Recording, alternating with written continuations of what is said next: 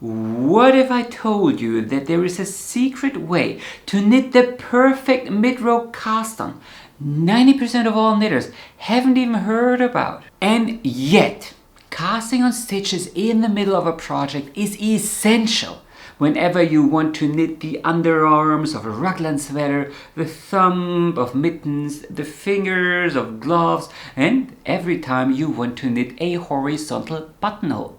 But there's a problem.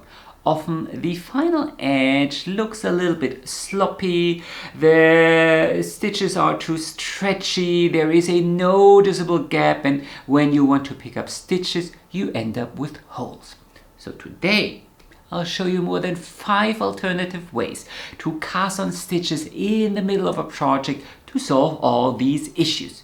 We'll compare the different techniques to see which looks best and when and why you should use which technique.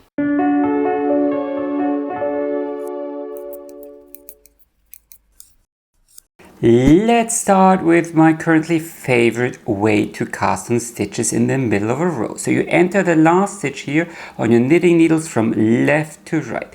Then you loosen that stitch up slightly and twist around, creating a little twisted loop here on your knitting needles. And then you knit into that loop here, drop it, and there is your first stitch. Let's do that one more time. Enter from left to right, loosen up slightly, twist around, and knit into that stitch. Enter here from left to right, twist around, and knit. One last time. Enter, loosen up, twist, and knit. And a couple of rows later, this here would be the result. Look how nice, clean, and sharp this edge is. It's not very stretchy. It's not meant to be stretchy. It creates a nice and stable edge, perfect for picking up stitches or lining your buttonhole. The second cast on I want to show you is what I used to call the mid-row long-tail cast on, but is better called double loop cast on. You wrap the yarn around the knitting needle twice, and then you take the first loop and simply slip that over, tighten up. One more time. Wrap around twice, and then pass that over. Wrap around twice and pass that over. You can achieve the same by using your thumb. So wrap the yarn around the thumb twice, then go underneath this first strand and grab this second strand and tighten up. One more time. Wrap around the thumb twice, go underneath the first strand and tighten up. One last time, like so, and knit into that, and you will create the very same edge. And a couple of rows later, this here would be the result. Nice edge. You can see it's quite a bit stretchier than the first one, but still nice. And if you look at this edge very, very closely, you may be able to see that the first couple of stitches are quite a bit tighter. So it's the same kind of slanting edge or leg here at the bottom and a twisted stitch on top, but these are tighter, and this explains why I typically prefer wrapping the yarn around the knitting needle instead of my thumb. For me, this yields superior results, but try out both and see where it gets you. Another hot contender for the best mid-row cast on is the twisted chain cast on. You need to work it on the wrong side and you will need a crochet hook. So bring the working yarn to the back and then enter that last stitch on your knitting needle knitwise with your crochet hook.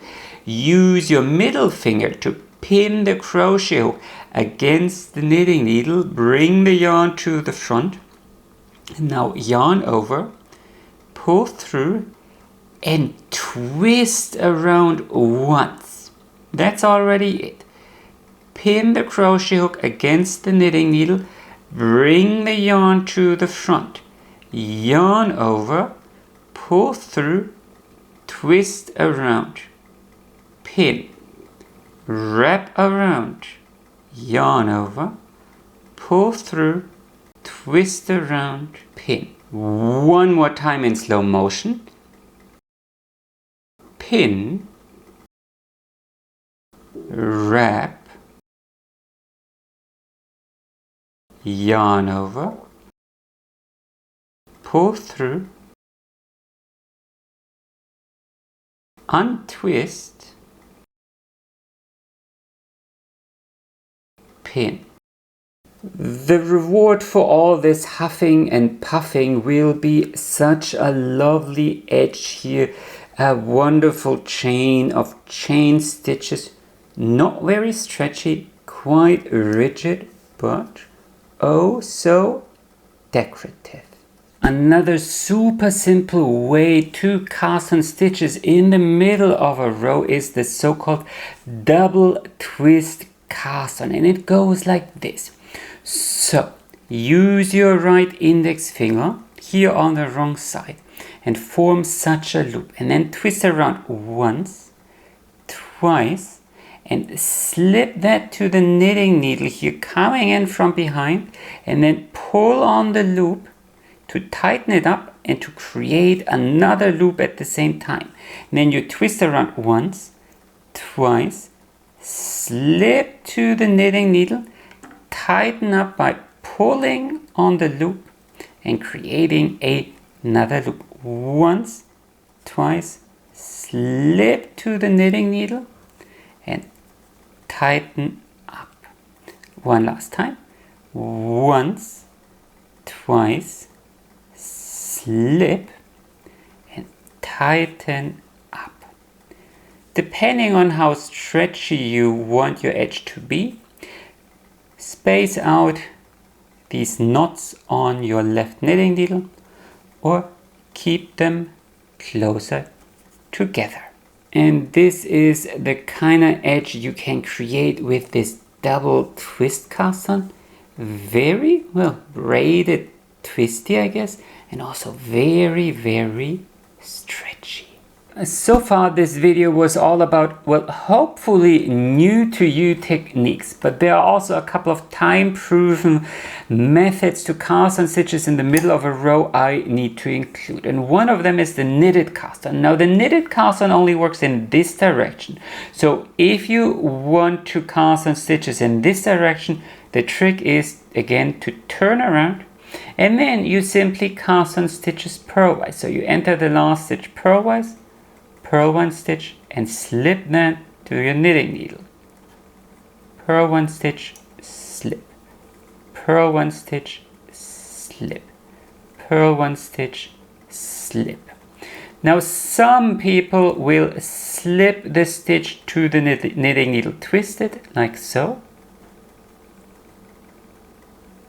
Try out both and see which edge you like more. For me, this is a little bit smoother and I don't feel the difference is all that big. And this is the kind of edge a knitted cast on creates. A very streamlined and efficient edge.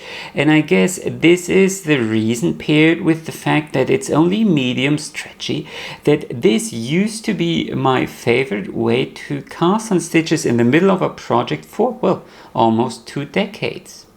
Now, if one mentions the knitted cast on, one also has to mention the cable cast on, the cast on I hate the most.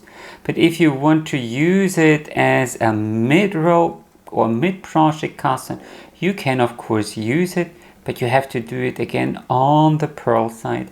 So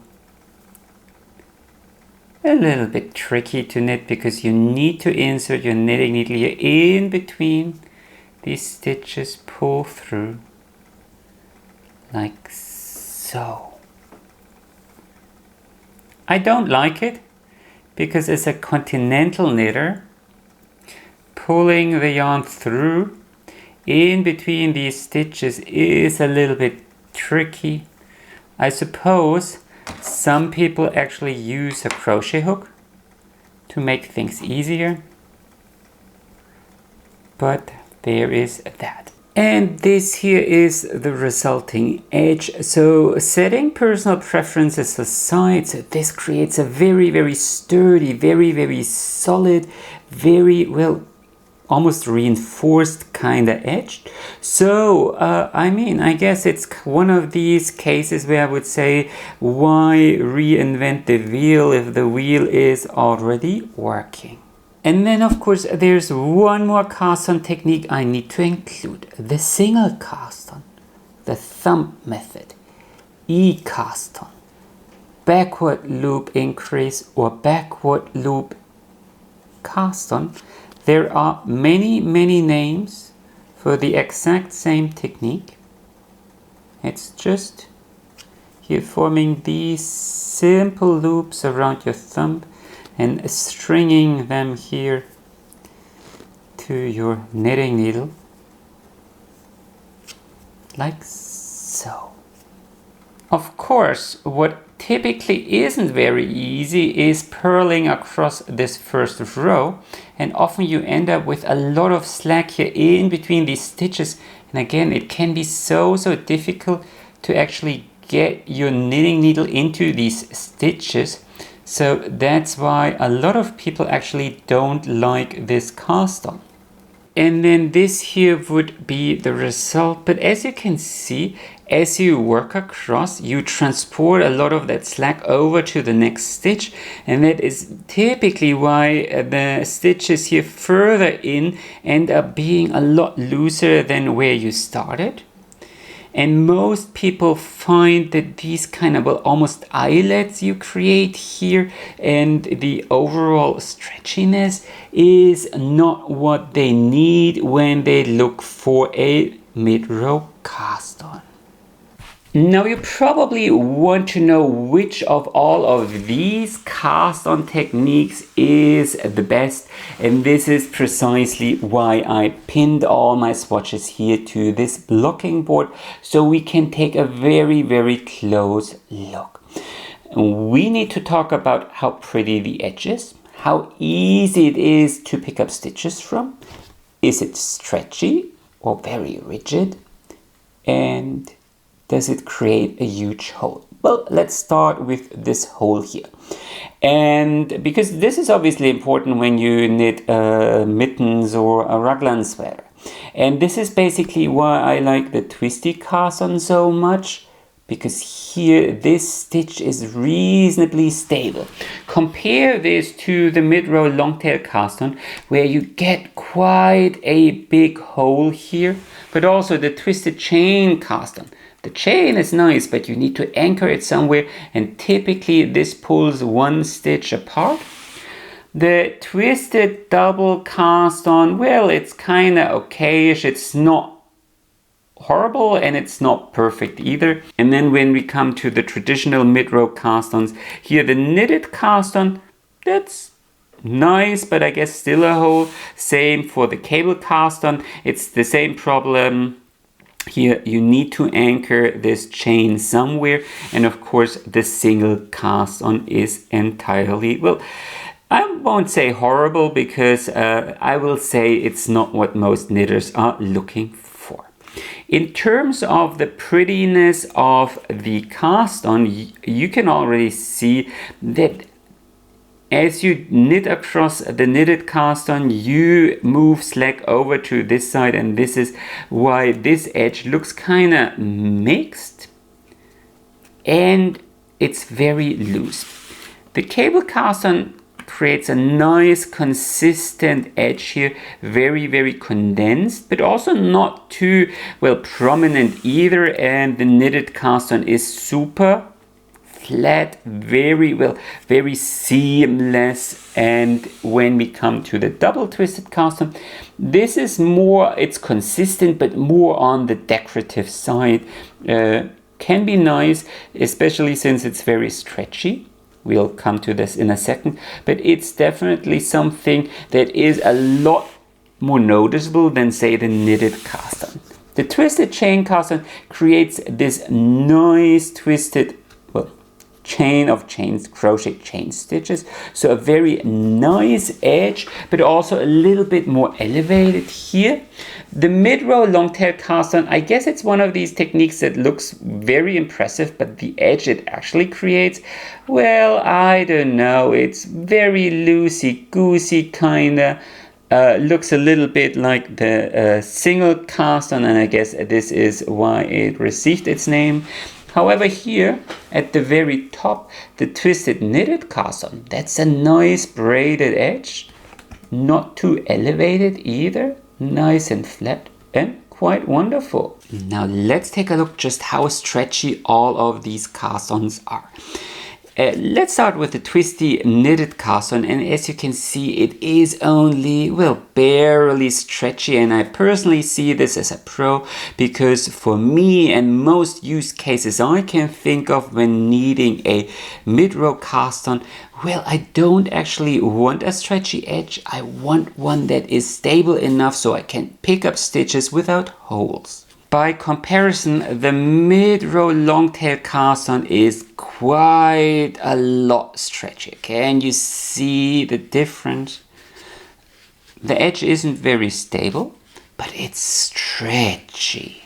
The twisted chain cast-on falls somewhere in between, so it's moderately stretchy, but not, excessively so. So it has quite some give, but not too much. But you can see as you stretch things out here, this hole of course gets, where the chain is anchored, gets bigger.